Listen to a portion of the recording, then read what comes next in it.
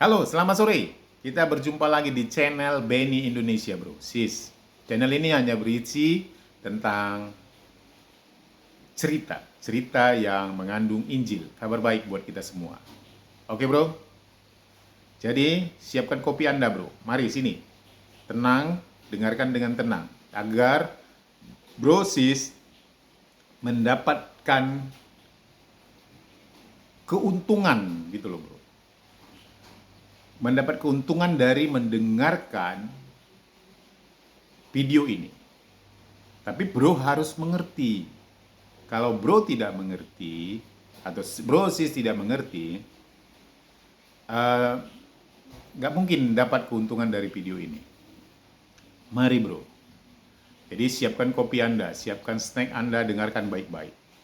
Judulnya kita hari ini adalah Menara Babel. Kisah Menara Babel membawa keuntungan bagi kita. Judulnya bukan Kisah Menara Babel membawa kesembuhan.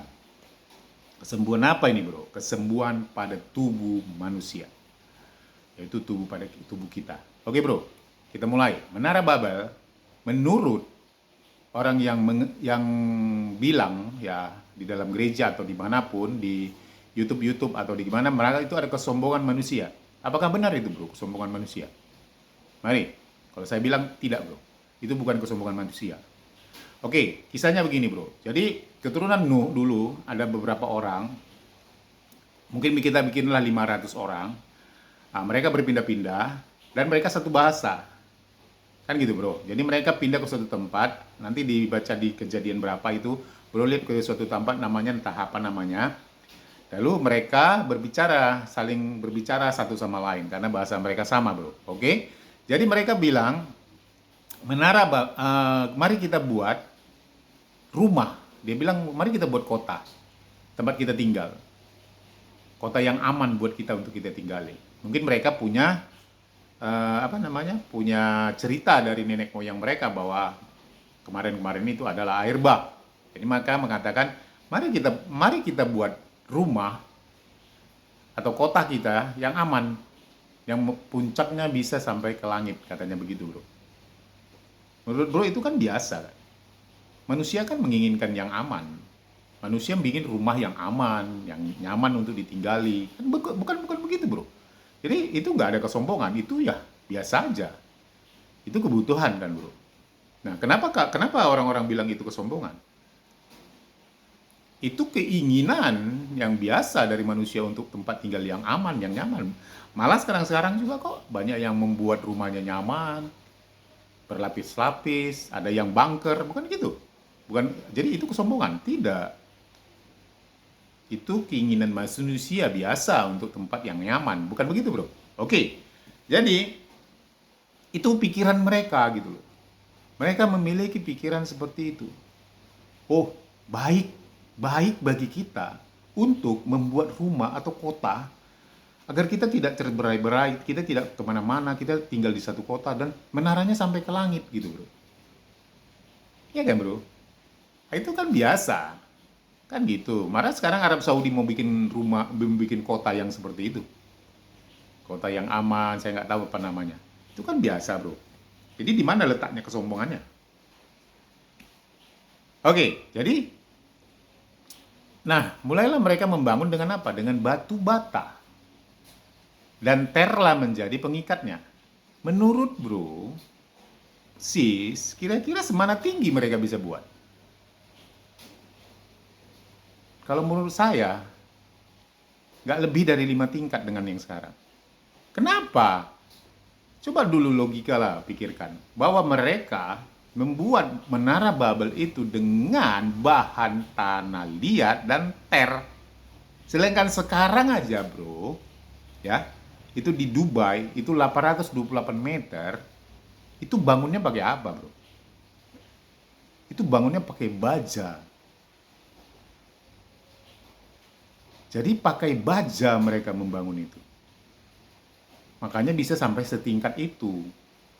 Tapi orang pada zaman Babel dulu, pada zaman setelah Nuh dulu yang lagi mau membangun menara ini, mereka bangunnya pakai tanah liat bro. Pakai ter pengikatnya, nggak ada baja. Jadi mungkin nggak sampai ke langit. Nggak mungkin, bro. Jadi mereka itu buat rumah itu, kota yang mereka maksudnya itu adalah paling pun ya 5 tingkat dari yang sekarang lah. Kalau 3 tingkat sekitar 15 meter, mungkin 5 tingkat sekitar paling 20-25 meter, bro. Atau lebih lah, paling lebih-lebih dari segitu. Gak akan lebih dari 50 meter lah, bro. Saya yakin itu. Dengan bahan tanah liat dan tel. Jadi, tapi karena pikiran manusia pada saat itu, mereka bilang baik kita buat kota gitu. Agar nanti kalau yang buruk-buruk terjadi kita aman gitu loh. Mungkin dia pikir kalau nanti banjir lagi kita aman gitu. Nah, jadi itu pikiran manusia, bro. Bukan begitu, bro. Pikiran manusia gitu. Itulah pemahaman dia gitu loh, bro. Jadi itulah, bro, saya katakan apa buah dari itu adalah hasil dari manusia Hawa memakan buah pengetahuan yang baik dan yang buruk. Begitu banyak pertimbangan di pikiran manusia karena mereka memiliki, oh ini baik buatku, oh ini tidak baik buatku, oh ini baik, oh ini jahat buatku, ini buruk buatku. Karena dasar atas pertimbangan itulah manusia punya banyak pemahaman gitu loh. Manusia begitu kerasnya berpikir untuk dirinya. Mengerti nggak, bro? Mudah-mudahan Anda mengerti, bro. Nah, jadi karena buah hasil dari makan pohon dan pengetahuan yang baik dan buruk, itulah yang terjadi. Jadi pikiran manusia pada zaman Menara Babel dulu, kita buat rumah yuk, kita buat kota lo, supaya kita aman, kita supaya nyaman, kita tidak tercerai-berai kemana-mana. Kita tinggal di satu kota, dan menaranya itu bisa sampai ke langit gitu, bro. Nah, mulailah mereka membangun, bro, sis. Ketika mulai mereka membangun, kira-kira menurut Anda, bro, sis, kalau perkiraan saya tidak lebih dari 50 meter. Nah, kalaulah itu terjadi sampai 50 meter, ya, kira-kira menurut Anda, bro, itu berisiko nggak buat mereka? Berisiko nggak buat mereka, bro? Semakin tinggilah mereka buat kotanya itu gitu loh. Berisiko nggak buat mereka? Dengan bahan dari tanah liat dan ter. Berisiko, bro, sis. Kenapa? Tahun 2025 aja yang di Dubai, Burj Khalifah itu 828 meter itu pakai pondasi baja, bro. Pakai kerangka baja gitu, bro. Agar apa? Agar terpaan angin, gempa, tahan gempa, jadi aman gitu, bro. Jadi kalau mau, bro, pikirkan pada zaman orang Menara Babel kemarin, dia buat menara kota yang sampai kira-kira 50 meter, datang angin atau datang gempa, apakah itu tidak bisa? Apakah itu bisa mencelakakan mereka? Bisa, bro. Itu pikiran mereka yang mau membuat kota seperti itu akan membuat mereka celaka, bro. Kenapa? Ya angin. Mereka tidak ada faktor, mereka tidak bisa perhitungkan angin yang kencang atau gempa. Bukan gitu, bro. Jadi semakin tinggi mereka buat, semana mampunya mereka membuat pada zaman itu semakin membuat mereka berisiko, bro. Berisiko apa ya? Tertimpa dengan bangunannya sendiri, bro. Nah, karena itulah Allah melihat mereka kemana? Perbuatan manusia ini akan mencelakakan mereka. Perbuatan manusia ini, pikiran manusia ini, ya, kan gitu loh. Pikiran orang-orang pada zaman Menara Babel itu dulu, yang mengandalkan pikiran mereka, yang merupakan hasil dari makan buah, dari buah pengetahuan yang baik dan yang buruk, pertimbangan mereka mereka membuat suatu usaha mereka untuk membuat dirinya aman gitu loh, nyaman, aman dalam satu kota, dengan satu rumpun mereka. mereka satu bahasa, agar mereka tidak berserak. Mungkin pikiran mereka akan ada banjir lagi, kan gitu. Jadi pikiran mereka yang seperti itu, pikiran mereka baik gitu loh. Bukankah kita sering seperti itu, bro? Kita menggunakan pikiran kita menggunakan pertimbangan kita. Seakan-akan itu baik buat kita. Nah, intinya di situ, bro. Nah, ketikalah Tuhan melihat ini, pikiran mereka, pertimbangan mereka, dan kerjaan mereka, karena mereka sudah mempertimbangkan dan memutuskan untuk mengerjakannya, ini mengancam nyawa mereka. Tuhan mau membatalkan rencana mereka. Itu kenapa, bro? Kenapa Tuhan batalkan? Karena Tuhan adalah kasih. Allah adalah kasih. Bukan begitu, bro? Nah, bagaimana cara Tuhan membatalkan itu semua? Bagaimana cara Tuhan Allah membuat pekerjaan manusia itu tidak berhasil? Karena itu mengancam nyawa mereka. Ya, dengan cara membuat bahasa mereka berbeda-beda satu sama lain. Bukankah itu tindakan kasih, bro? Jadi kenapa orang cerita-cerita di mana di gereja atau sekarang kan itu Tuhan menghukum mereka? Tidak, bro. Tuhan melindungi mereka.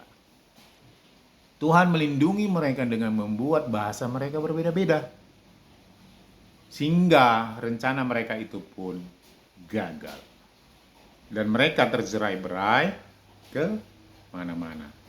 Tapi akhirnya mereka kan tidak mati, bro. Jadi Allah menyelamatkan mereka. Jadi intinya, bro, di dalam cerita Menara Babel ini adalah pikiran manusia. Pengetahuan manusia tentang yang baik yang jahat membuat manusia itu mempertimbangkan segala sesuatu untuk dirinya. Mereka menggunakan pikiran yang baik dan yang jahat yang diwariskan dari Adam dan Hawa memakan buah pengetahuan yang baik dan buruk itu. Disitulah manusia mulai memikirkan, mempertimbangkan bagaimana mereka berusaha, bagaimana ya yang baik buatku, bagaimana ya yang baik buatku, bagaimana ya, oh ini jahat, ini buruk buatku, aku nggak boleh melakukan ini. Bukankah begitu, bro? Jadi sumber dari masalah memang benar. Sumber dari segala dosa adalah apa? Adalah memakan buah yang baik dan yang jahat itu. Karena disitulah manusia memikirkan bagaimana yang baik dan yang buruk buatnya. Bagaimana dirinya itulah yang dipikirkannya dengan pikirannya sendiri. Begitu banyak pertimbangan, begitu banyak pikiran yang memeras otaknya untuk membuat dirinya aman, nyaman. Bukankah begitu, bro, kita sekarang? Sehingga kita tidak pernah mau bergantung sama Tuhan. Karena itulah Tuhan menyuruh Adam dan Hawa keluar dari Taman Eden. Kenapa? Karena mereka tidak lagi bisa diatur oleh Tuhan. Karena mereka pasti akan mengandalkan dirinya sendiri. Jadi tidak lagi bergantung kepada Tuhan, bro.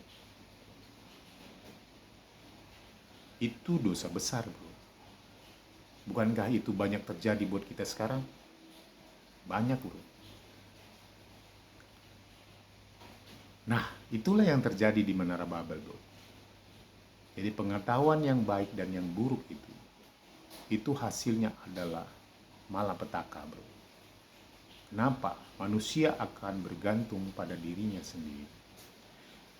Nah, jadi apa hubungannya dengan kesembuhan? Nah, ini saya cerita lagi, bro.